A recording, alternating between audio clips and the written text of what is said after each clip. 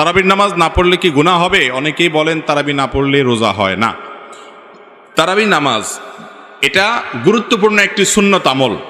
রমাদান মাসে যদি কেউ তারাবির নামাজ পড়ে, নবী করিম সাল্লাল্লাহু আলাইহি ওয়াসাল্লাম বলেছেন, মান কামা রমাদানা ঈমানান ওয়া ইহতিসাবা গুফিরা লাহু মা তাকাদ্দামা মিন যামবি। যে ব্যক্তি রমজানে রাতের বেলা দাঁড়িয়ে তারাবির নামাজ আদায় করবে, তার পেছনের সমস্ত গুনাহ খাতা আল্লাহ তাআলা মাফ করে দিবেন। অতএব তারাবি নামাজ পড়তে চেষ্টা করা উচিত।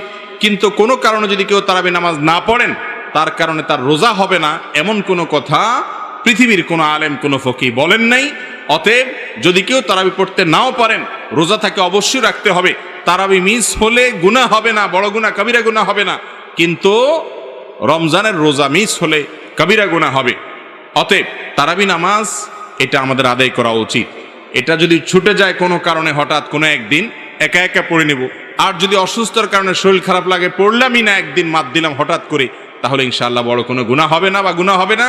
কিন্তু অলসতা করে যদি আমি বাদ দেই, তাহলে সেটা অবশ্যই ক্ষতির কারণ।